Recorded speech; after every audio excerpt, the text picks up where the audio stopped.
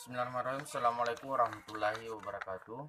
Saya atas nama Nur Ahmad Fauzan dengan NIM 18 Baik, di sini saya akan menjelaskan tentang Undang-Undang Omnibus Law dari berbagai kajian pada bab 4 dan bab 2.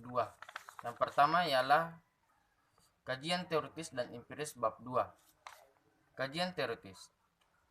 Pertumbuhan ekonomi menciptakan lapangan kerja ibarat dua sisi mata uang yang tidak dapat dipisahkan.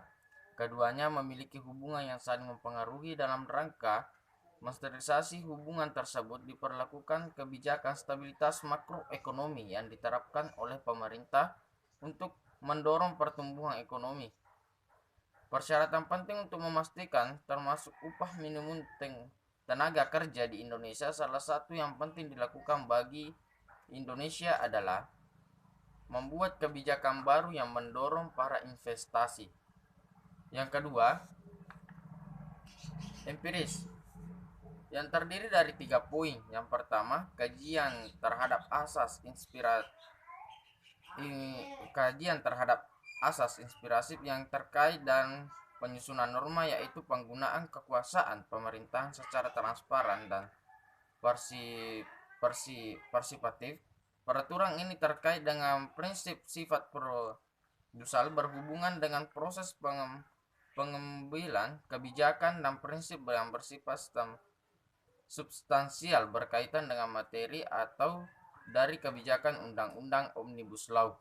Yang kedua, kajian terhadap praktik penyelenggaraan kondisi yang ada serta permasalahan yang dihadapi masyarakat dalam penciptaan lapangan kerja di Indonesia. Berbagai upaya untuk menciptakan lapangan kerja selama ini terus dilakukan. Salah satunya yaitu mendorong pendekatan investasi untuk pemerintahan Indonesia untuk meningkatkan kemudahan usaha di Indonesia dengan mengeluarkan undang-undang Omnibus Law. Yang ketiga, kegiatan terhadap implikasi penerapan sistem baru yang akan diatur dalam undang-undang atau peraturan daerah terhadap aspek kehidupan masyarakat dan dampaknya terhadap aspek beban keuangan negara. Terdiri dari 2 poin, yaitu implikasi penerapan sistem baru yang akan diatur dalam rancangan undang-undang terhadap kehidupan masyarakat. Yang kedua, implikasi penerapan sistem baru yang akan diatur dalam undang-undang terhadap aspek beban dan pendapatan keuangan negara.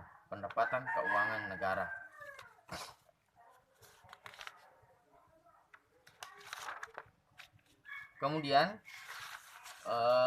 saya akan membahas tentang Undang-Undang Omnibus Law bab 4 yang terdiri dari 3 poin, yaitu landasan filosofi, landasan sosiologis, dan landasan yuridis.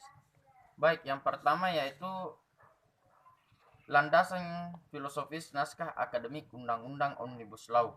Pancasila dan Undang-Undang 1945 menetapkan bahwa tujuan pembentukan negara Republik Indonesia mewujudkan masyarakat yang sejahtera, adil, makmur, dan merata, baik material maupun spiritual. Negara perlu melakukan berbagai upaya atau tindakan untuk memenuhi hak-hak warga negara untuk memperoleh pekerjaan yang layak sebagaimana yang diamanahkan dalam Undang-Undang 1945.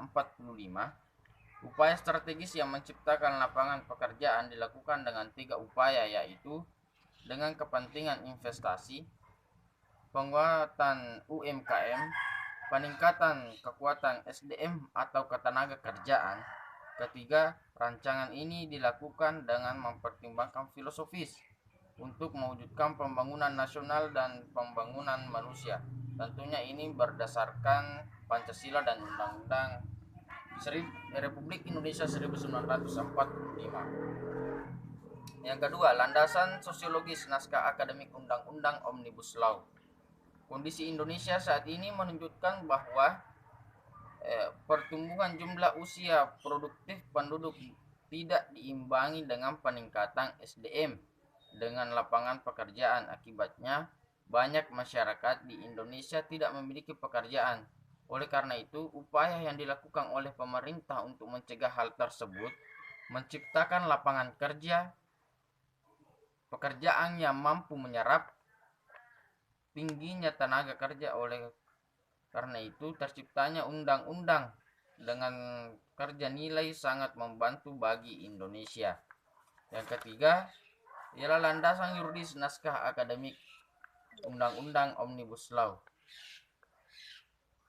Upaya penciptaan lapangan kerja secara garis besar dilakukan dengan dua upaya, yaitu mendorong peningkatan investasi di Indonesia. Yang kedua, meningkatkan sektor UMKM melalui dukungan riset dan inovasi sehingga UMK dapat berkembang dan mampu bersaing di dunia usaha. Pembentukan kebijakan penciptaan lapangan kerja dilakukan dengan teknis legislasi Omnibus Law dan Undang-Undang Omnibus Law mencerminkan sebuah integritas kodifikasi peraturan di mana tujuan akhirnya adalah untuk mengefektifkan peraturan tersebut, dan juga Cipta Kerja Omnibus Law dapat mengatasi berbagai persoalan hukum. Dengan demikian, pembentukan Undang-Undang Cipta Kerja, kemudian Undang-Undang Omnibus Law dianggap tidak sesuai dengan sistem hukum yang berlaku di Indonesia. Undang-Undang Omnibus Law dinilai undang-undang yang memayungi sejumlah undang-undang. Hal ini tidak dikenal di dalam undang-undang di Indonesia. Aturan Nomor 12 Tahun 2011 tentang pembentukan perundang-undangan tidak mengatur tentang Omnibus Law, di mana undang-undang yang mengatur undang-undang lainnya atau bisa dibilang undang-undang pokok di Indonesia tidak mengenal hal tersebut seperti dengan Omnibus Law. Sekian.